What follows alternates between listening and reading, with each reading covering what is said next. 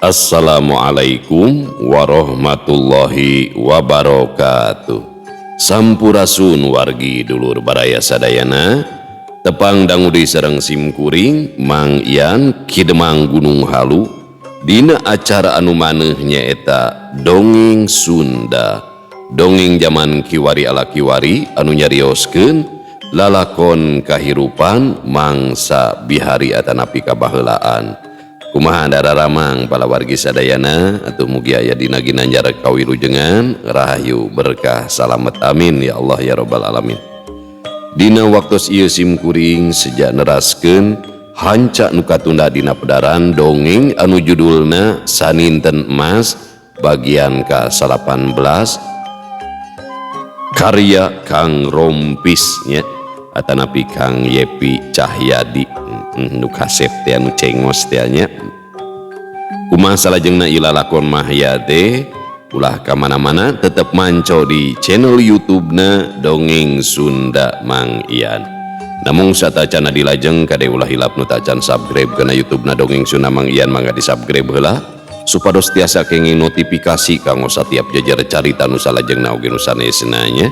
Anu parantos subscribe simkuring ngahaturkeun rebu nuhun laksa ketika bingahan atuh mugi ya sing tiasa jantan rencang nu ngahibur ka palawargi sadayananya. Kamu ibu-ibu bari masaknya segegerohna, kamu bapak-bapak bari nyantai nyikopai udud samsainya ngabaheuhai ngalagedai ngacai we.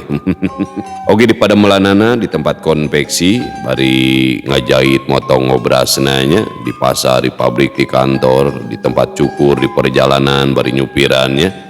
Pokona mah kum kadulur-dulur nu aya di lemur barayan nu aya di kota oge di pangumbaraan kumargi teu sakedik wargi-wargi urang nu aya di luar daerah bahkan di luar negeri sok mararanco dina pedaran dongeng Sunda Mang Ian teh nya janten landong katineng cenah. Sareng ulah hilap di like, di komen, sareng di share. Pokona manu teu komen dicegat jurignya di wadar sih tuluy dikekesek di bawah kana rungkun ya pokona sareng gumargi simkuring medang ngadongeng sanes dina radio nu tangtosna aya sponsor, aya iklan, aya gaji tasa umpamina ngaros kahibur ku pedaran dongeng simkuring teras hoyong apresiasi biasa kana nomor dana ieu nya atanapi rekening atanapi nyawer ngagip saseur-seurna nya kanggo meser kuota pan ada live-na kudu nganggo kuota jauh ka jalan di dieu teh nya jang upload oge kitu tah palawargi sadayana nya. Alhamdulillah ieu majeng bade sakedap deui sasih siam sakali dihapunten anu kasuhun saumpamina dina medar dongeng aya kalepatan nya aya hal nu teu sapagodo sareng palawargi sadayana. Hapunten oge nya ieu nembe ngawitan ngadongengna ti tadi teh ngedit supados tiasa tamat roman sajarah Adipati Ukur teras enjing penginten Siruyung Kawung medarnya ngedit oge gitu. Tak gitu palawargi sadayana nya supados teu nyangkulong tingkana waktos hayu urang sami-sami ngalajengkeun ieu lalakon Saninten Emas bagian anu ka 18. Mangga kaparayun sadayana wilujeng ngadangukeun prung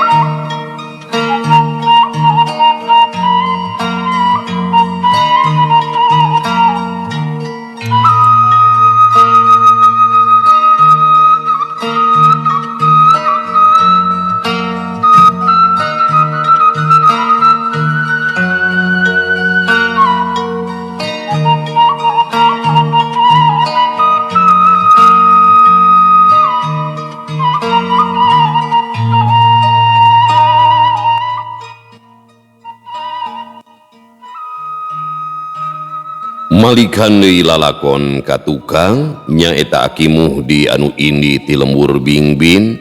Aki Muhdi lempangna kebat ka lembur Cigobang, tidinya numpak sado nepikeun ka dayeuh Marluyu. Ti Cigobang ka dayeuh Marluyu meakeun waktu sakira 4 jam lamun numpak sado atawa kana kareta kuda.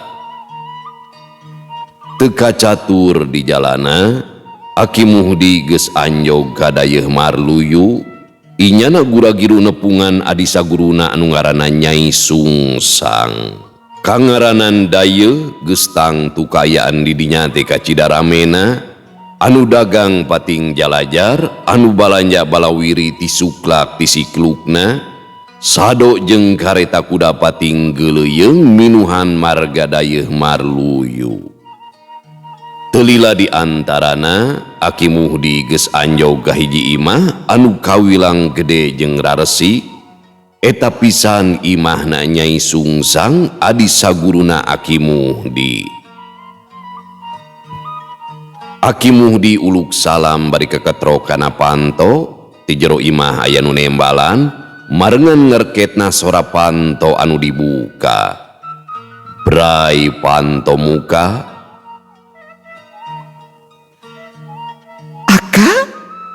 Aka Muhdi ieu teh? Ceuk pribumi bari gasik ngarangkul ka Aki Muhdi. Aki Muhdi ukur unggeuh bari sarua ngarangkul ka Nyai Sungsang.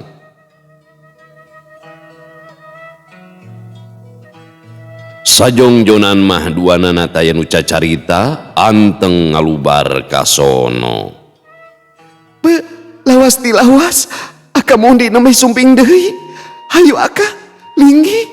Pokna Nyai Sungsang bari nyusutan cipanona. Aki Muhdi teu nembalan, inyana nuturkeun Nyai Sungsang ka jero imah. Ari tangtungan Nyai Sungsang masih keneh belejag, gurat geulisna atra keneh sok sanajan geus kasaput ku umur. Duanana gukek dariuk dina korsi. Walasan tahun taya bejajeng carita, abdi teh oleh nyungsi milarian Aka Muhdi. Namung sok sanaos tos diaprak bari tetelepek tataros. Keke Aka Muhdi teh teu kapaluruh laratanana. Teung teuingeun Aka mah ilang teu meuni kawas nu pundungnya. Pokna Nyai Sungsang kawas anu mentog ka Aki Muhdi. Hampura Ki Adi, aga teh lain doledar kanu jadi adi. Gus aya kana ulasna taun ti saprak ngejati dayeuh manggung. Aga teh indit ngalalahna, neangan luang jeung pangalaman, cul anak jeung pamajikan, ngecagkeun kalungguhan salaku bupati di Sampalan. Oh, Aki Muhdi teh bupati. Aka teh hayang nyukcuruk-nyukcuruk tapaki guru, boga karep rek nyubadanan wasiati anjeuna. Tapi nya kitu apanan geuningan. Kahayang ngajaul ka alak paul tapi raga geus kabatas ku mangsa. Antukna mah aka teh nyiruruk we di hiji lembur anu ngaranna lembur Bingbin. Kitu ceuk Aki Muhdi ngadadarkeun perkara dirina. Tetela Aki Muhdi teh lian ti ruruntuk jawara, inyana ge pangagung luhung urut bupati di Sampalan. Duka Aka mah pika sebeleun. Abdi melaan ngeprak balad kanggo milarian Aka Muhdi. Eta ge kantos mios ka Sampalan nepangan den yurna. Anjeunna ge gideg teu uningan ka Aka Muhdi luntah ka mana. Namung berkah dinten ayeuna anu dianti teh aya ngagurudug sumping geuningan. Bingah pisan abdi teh Aka. Ceuk Nyai Sungsang deui atra bear marahmai. Keur kitu aya nu kadinya tangtungan awewe ngora bari nanggeui baki. Sok cai jeung lalawuhna teh digelarkeun dina meja.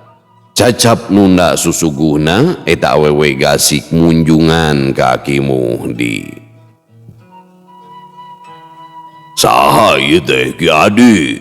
Rarasaan mah Ki Adi teh pancan boga budak apanan. Pokna Aki Muhdi bari ngidikeun ka eta wanoja. Murid abdi teh Aka, si Nyai Hegar putra saleh sahiji pangagung. Sok sanajan kaceluk budak pangagung, tapi si Nyai Hegar mah kacida calakanana. Sadayana ilmu titinggal ti Badraseta teh tos kacangking ku si Nyai Hegar. Abdi teh ngaros regreg Aka, tos aya nu neraskeun tapak lacak Ki Guru Badraseta. Walon Nyai Sungsang ngajentrekeun perkara muridna anu ngaranna Enden Hegar. Ari tangtungan Enden Hegar teh kacida geulisna diwuwuh ku awakna anu jangkung gede ngarareusi, pakulitanana bodas bersih, sorot panuna seukeut dipapaes ku halisna anu ngajangjang heulang. Geus geulis diwae. Enden Hegar terus bae amitan kanu araya didinya teu daekeun ganggu ka guruna. Bunga pisan Aka teh ngadengena Ki Adi, lantaran ilmu mah sakuduna aya nu nuluykeun. Urang duaan mah pan geus cueut ka hareup, umur geus tunggang gunung kari ngadaguan dawuh tinu ngersakeun. Ceuk Aki Muhdi atra ngemuka bunga. Kitu pisan Aka, samemeh ninggalkeun alam dunia. Abdi tos taya gantar kakaitan deui sareng urusan dunia. Dupi Aka tos ngawariskeun ilmu ka saha bae. Sanesna naon ngarah abdi apal kana jujutanana. Pokna Nyai Sungsang bari nutup ka Aki Muhdi. Aka mah teu gampil ngawaris ilmu ka sing saha bae oge. Tegaplah jangjimikeun, tapi basa nganyerok di lemur bingbin. Aka teh deukeut jeung jajaka urang dinya. Sok sanajan ukur tangtungan urang kampung, basajan di sagala rupana. Tapi Aka teh katarik hati ku sikepna anu someah galege. Hade tata hade basa kasing saha bae oge. Tara nyebut mung lamun dititah teh, narah nampik lamun diparentah. Sokomo kasepuhna nu ngari hiji deui mah estuning belapati kacida ajrihna date. Geus kitu we kuduna Aka teh ngawarah manehna salila 3 taun, ti mimiti diajar jurus tug nepikeun ka diajar ilmu sejena. Berkah ku getemna eta budak, ajian tapak jalak teh geus kacangking ku manehna. Kitu pokna Aki Muhdi netelakeun perkara mahya ka Nyai Sungsang. Nyalawer atuh lain cing haruleung wae ai kamu bisi kasibat jurig ge.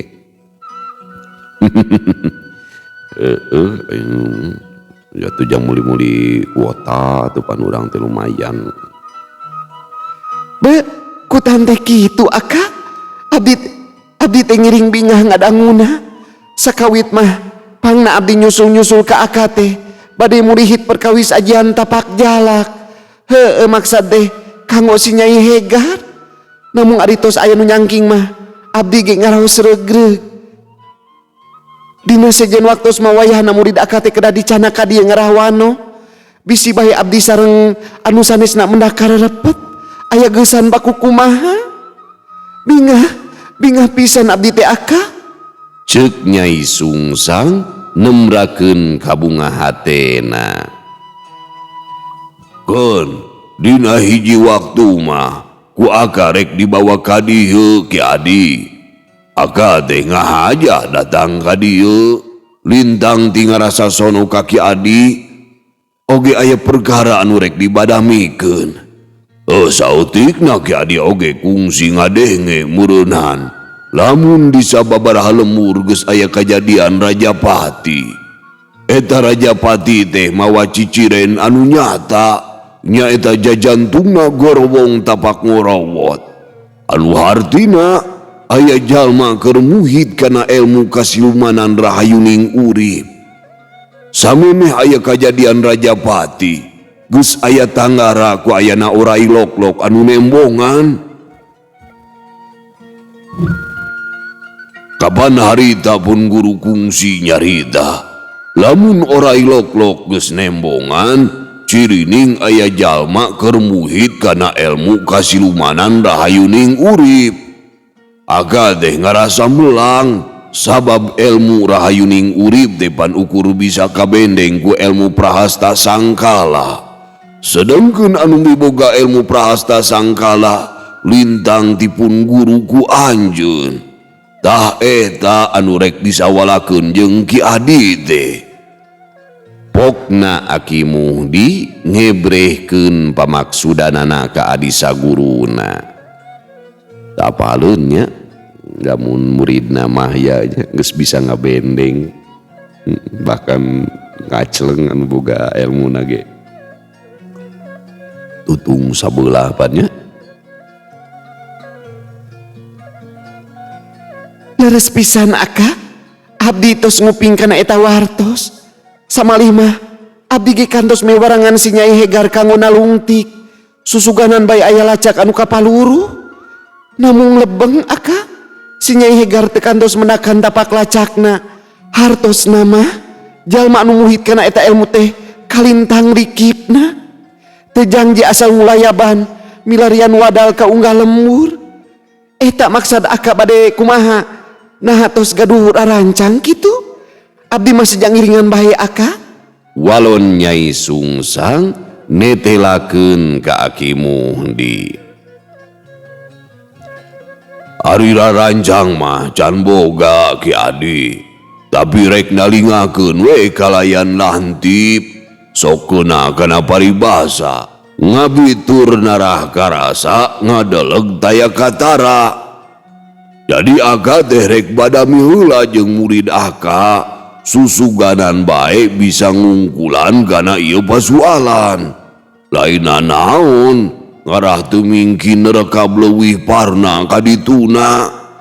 Poho can kabejakeun ka Ki Adi, murid Aka mah geus bisa ngarobah jurus runtuyan tapak Sang Hyang aya kana pulungna. Rumasa basa nyobaan tarung jeung manehna teh, Aka kateter jajaten teu mampu ngayonanana. Aka teh ngarasa bungah nu daya papadana, boga murid teh kacidamo teh karna. Sarua dah jeung Ki Dalang Sukabumi, ku Aka teh diajarkeun jurus cabok, dipariasikeun, ditambahan jadi namahan eta teh aya jurus colok, tonyok, jekok. Walon Aki Muhdi mere wewengan ka Nyai Sungsang. Baru? Duh, abdi janten penasaran Aka, ku hoyong ningal sareng diajar deui. Utami nama hoyong pangwarahkeun si Nyai Hegar, moal teu bingaheun ger Aka. Eta deui susuganan bae maranehna duaan teh ngajodo. Ceuk Nyai Sungsang bari ngagigik seuri. Geus namahan deui awewe nu geulis teh nya dina carita teh. Nyao teuing ari perkara eta mah lantaran urusan hate eta mah. Engan aneh we, ari ka murid nitah kawin, ari guruna sorangan can kungsi kawin ieu teh. Pokna Aki Muhdi bari nyerenge seuri. Dasar pika sebeuleun si Aka mah. Emutan we ku nyalira, kunaon dugikeun kadanget ayeuna abdi sosoranganan. Abdi teh teu oleh nganti ka ati salira Aka. Abdi kungsi kedal ikrar moal nikah saumur hirup upami teu laksana ka Aka. Harita ge abdi kantos wakcapanan ka Aka. Abdi ikhlas tina manah sok sanaos janten anu kadua. Namung teu aya alang ujurna geuningan. Kadon ngaleungit badis dedemit. Istri anu itu diculkeun puguhing ka abdi mah buah-buah teh emut deui meureunnan. Pokna Nyai Sungsang atra bangkenu. Ngarepkeun ieu teh awewe teh nya. Lain kakaburan tambuh laku, kapan tadi ge geus nyarita. Kerunyung si amanatipun guru, aka teh lain teu narima kana kanyaat ti Ki Adi. Tapi rumasa aka mah daya kawani pikeun ngadua rasa. Sok sanajan jenisna moal apaleun, keukeuh pan batin mah moal bisa dibohongan. Sakali deui hampura, ayeuna mah urang jadi dulur bae ngarah teu jadi pacengkadan. Temal Aki Muhdi atra beungeutna barebe ngumuka era ku Nyai Sungsang. Halah, waduk angsa, jalumah di mana-mana ge sami ukur gede enus, nyarios narah ngadua rasa. Eta geuning harita kantos raket sareng Siningsih putrana Juragan Wadana. Marukan abdi teu apal kitu. Matak tong ngabohong ka abdi mah geus tang tu bakal katuhian. Pokna Nyai Sungsang ngetewel panuna ngadila ka Ki Muhdi. Minggeus Ki Adi, adon buki manjang nyarita teh. Ditampi cikopina nya. Ceuk Aki Muhdi bari ngarongkong kana gelas cikopina.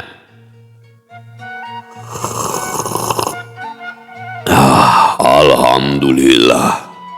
Nyawa terang bade ka dieu mah bade disuguhan cikopi campur racun sianida. Tuman wae sebel abdi mah da.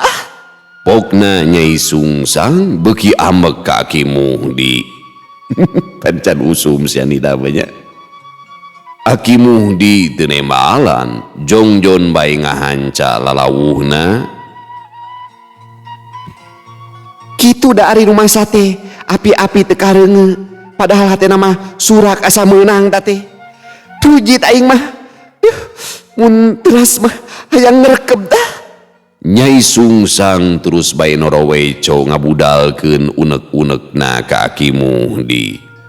Ari Aki Muhdi ukur ngareret we sakedeung ka Nyai Sungsang, inyana teu waniun cumarita deui lantaran geus pasti bakal manjang moal aya tungtungna. Kangaranan awewe lamun di jalanan teh geus tangtu bakal ngahiung badis bangbara moal aya reureuhna. Beberwekan pokona mah. Gitu.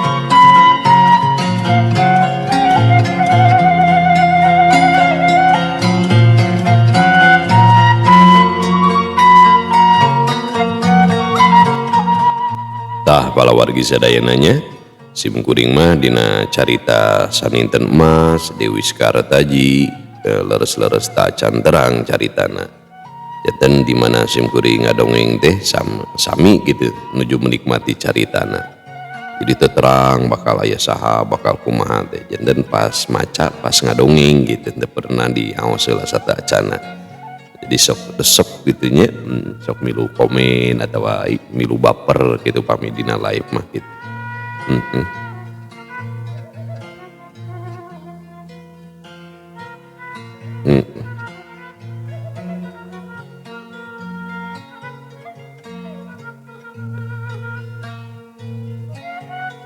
Tisaprak aya kajadian nyaeta tarung namahya jeung makhluk anu ngariring kiwik di leuweung puncak diunggal lemur tara kabejakeun deui ayana Rajapati atawa aya jalma anu jajantungna gorowong tapak ngorowot urang lembur mimiti ngarasa tingtrim teu kakungkung teuing ku rasa kasieun tapi sok sanajan kitu urang lembur teu boleh waspada pikeun ngajaga lemburna kangaranan keur muhit kana elmu kasilumanan geus tangtu boga rarancang sejen sangkan bisa ngahontal tujuanana. Nepi ka hiji waktu kaleuweung puncak kadatangan putra pangagung ti Kabupatian Pananjungan nyaeta Enden Ruminten. Enden Ruminten dibarengan ku Sarma katutulasan urang punggawa kabupatian puguh bae tua kampung jeung para pagawe anu aya di leuweung puncak teh ngarasa reuwas pangi jeung Riri Wadarsi heug timur wah kacau puguh bae tua kampung jeung para pagawe anu aya di leuweung puncak teh ngarasa reuwas lantaran taya bewara ti anggalna lamun kaleuweung puncak bakal kadongkapan putra pangagung luhung tua kampung jeung Jang Murod teu sirikna dugdag degdeg banget ku tagiwur ningal abringan para punggawa ti Kabupatian Pananjungan anu rek barang gawe pating laliud pating polohok ningali Enden Ruminten anu sakitu geulisna. Para punggawa nu aya ulasna pating jarga bari samagrang ku pakarang haturan kasadayana wilujeng sumping nun pokna tua kampung teu sirikna dodongkoan awahing ku ajri syukur mang saha ngaran teh walon Sarma gasik tumanya ka tua kampung Upi wastama pun Imran salaku tua kampung di lembur bingbin nun kaleresan jisim abdi teh dipercanten ku juragan wadana janten kokolot di dieu kanggo ngabukpak di leuweung puncak walon tua kampung ngajentrekeun ka Sarma nya kuring ge geus laung jeung gan wadana di Pananjungan ke geus sabaraha lega beunang nyacaran teh lantaran bibit kopina geus jarangkung geus meujeuna plakeun pokna Sarma tumanya deui ka tua kampung ari anu nembalan Jang Murod anu tos ngagumlang kirang langkung 20 hektar kan anu di Betongo neme 8 hektar terus anu di Palilengkob kirang langkung 12 hektar nah ancalan-ancalan gitu geningan biasana masuk ngeplak tara kaselangan ngacak hanca garapan ari di Betongo aya sabaraha urang anu nyacaran ceuk Sarma deui ngarasa panasaran Rupi anu nyacaran di Palitongo mah kirang langkung 20 jalmi agan teras anu di Lengkob mung 2 jalmi manawi temal tua kampung netelakeun ka Sarma keke teu salah dedengian ieu teh mang piraku anu nyacaran di Betongo ukur meunang 8 hektar ari jalmana aya kana 10na tapi ari di Lebah Lengkob ukur 2 urang tapi bebeunangan aya kana 11 hektar nah di Lebah Lengkob hancana babari atawa kumaha ieu teh asal leuneng kana sirahna mang Ceuk Sarma asa teu kaharti ku caritaan tua kampung. Perkawis hanca garapan mah sami bae, tu aya nu enteng. Nyeta pun mangge bingung agan. Mung dua jalmi namun tos leganya caranana.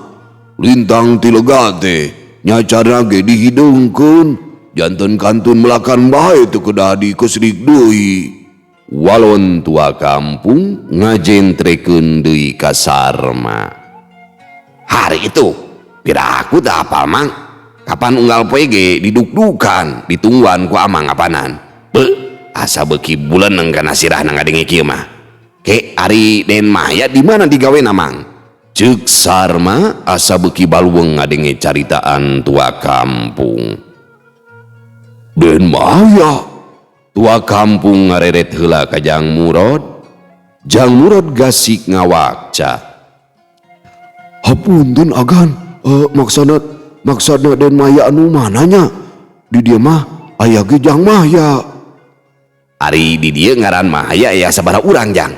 Waloba ngaran Maya teh. Pokna Sarma panuna mencerong ka Jang Murod. Kaleresan mung hiji-hijina agan. Muhun maksa teh Jang Maya. Walon Jang Murod atra tagiwur. Sakedap agan, arah langkung paos mah urang pilari bae jalmina anu namina Maya. Murod, gancang tiang Jang Maya katut sikaja ka dieu. Burukeun ulah leleda kitu. Pokna tua kampung antuk namah nitah Jang Murod sangkan yang Maya kadinya. Tua kampung ngarasa bingung lantaran Sarma nyebut Aden ka Maya, bisi bae salah jalma lantaran didinya mah taya turunan menak anu milu nyacaran reuma. Kitu pamikirna tua kampung mangsa harita.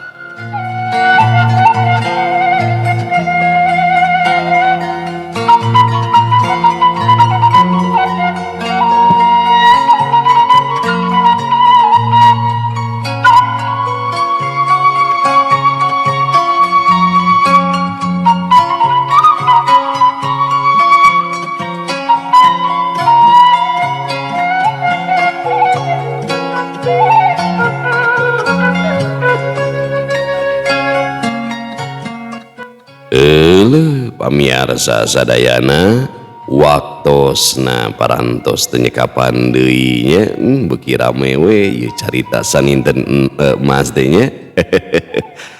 Beuki rame we ieu caritana. Kadang sok pahili nya mana Maya mana Sagara pan jadi dua sosok pemuda anu gararaga pan nya anu asalna tina nol gitu.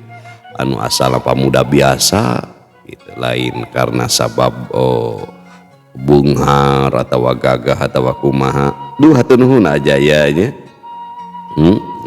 Tapi memang titis tulisna we pangintennya kedah ngalalakon pan gitu pentingna ngalalakon teh nya ulah ngotok ngowo di bumi pan gitu dina ayana di bumi telepas dina urang babakti kanu jadi ibu Rama tah dina carita Maya mah berkahna Maya ngahurmat ngabakti kanu janten ibu Rama ku Gusti teh meureunannya dina alur caritana dipasihan anugrah mangrupa ilmu-ilmu anu teu pernah disangka bakal kapimilik hiji ilmu anu langka teh nya di kalangan masyarakat harita pan bahkan di kalangan para jawara ge ieu ageman teh estuning ageman anu langka bisa ngabendeng rajana Raja Siluman gitu dina ieu carita teh.